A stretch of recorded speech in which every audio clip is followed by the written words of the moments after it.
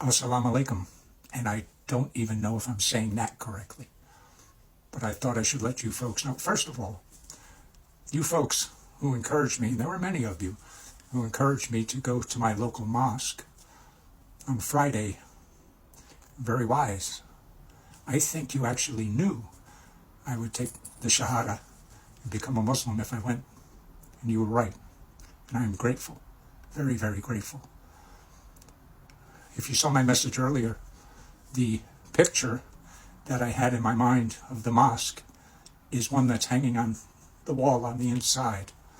And it's something that this group, I don't know, and I don't mean any disrespect, but that is something that they're looking forward to building that.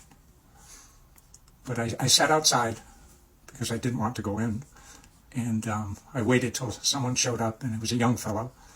And he greeted me, Assalamu alaikum, and I said, hi, I'm brand new. And he, explained a little bit. And he said, well, let me go in and see if I could get the imam. And please understand, I am as ignorant as I was before I took the Shahada, except now I feel that much more complete. We sat, this young fellow and this older fellow, and not older, actually he was younger than me, but my age, and we sat and we talked, and they tried their best to teach me some terms, and I tried, I really tried. And the older of the two said, sit here, and so he said, we're just going to watch. And he said, well, I'm just going to watch. And then a fellow got up there and started speaking, and most of it was in Arabic. I had no idea really what he was saying. But as he was speaking, the room became more full, and men, just men, more full. And then when he was finished, there were some things I understood. I understood about Palestinians, and I understood when he said, if a Muslim is hurt on the other side of the world, it hurts us. Those things I understood, but most of what he had to say I had no idea. And then I guess it was prayer, but not knowing really what was going on.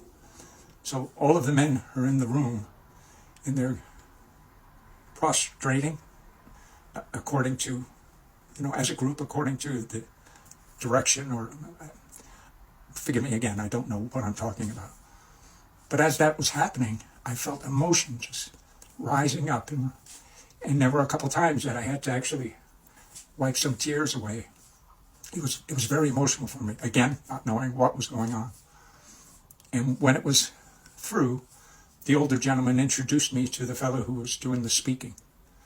And he said, he welcomed me. They all welcomed me. It was very warm, and it was wonderful. But the guy who was speaking in the beginning, he shook my hand, and the older fellow of the two from the very beginning said he hasn't taken his Shahada yet. And the guys, I was shaking his hand, but he just kind of went as if to say, to the other fellow, not to me, as if to say, oh no, this is going to happen. And after the room cleared out, this fellow my age, he said, pull up a chair, and we opened a book, and there was a very, very much younger fellow there, and he wanted me to start reading, so I did. And I assume it was the Quran. I assume, but the book looked different, and the way it was set up was different, and it was Arabic and English, and so I really didn't know what I was reading. And I read a couple of verses, and he instructed me as to, if you mention Muhammad, you say, peace be upon him. But they said it in Arabic, and I was like, so he said, well, for now, just say, when you mention Muhammad, say, peace be upon him. And I did, and we continued. And then I said, with all respect, sir, I said, I really need to get back home. And he said, okay. And he said, sure. And we exchanged phone numbers and prepared for the next time we would get together. And then he asked me, he didn't force me, he said, what about the Shahada? I said, my pride is keeping me from doing it. I said, I'm so ignorant. so ignorant of everything, you know. I mean, the only thing I know is I'm supposed to pray 5 times a day and not to eat pork, but I don't even know when I'm supposed to pray, and I don't know what I'm supposed to say.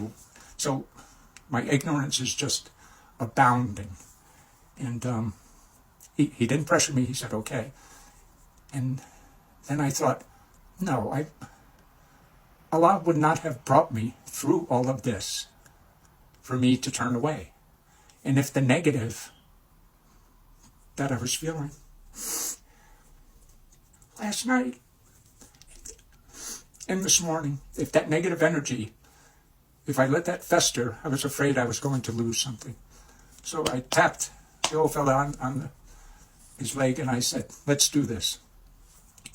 Honestly, I can't remember what I said, but he had me say it at least 3 times, had me stumble through it at least 3 times.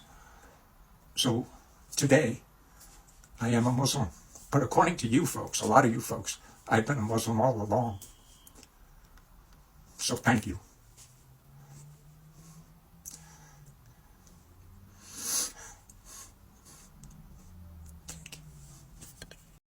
Assalamu alaikum.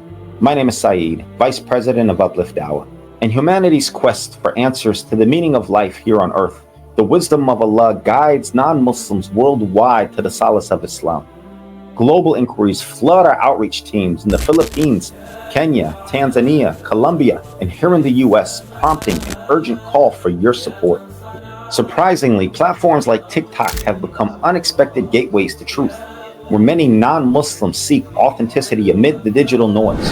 In this paradox, seekers yearn for truth, yet finding guidance remains elusive. This is a great emergency for the Ummah to now respond to this flood of requests to deliver Qur'ans and pamphlets to those seeking answers.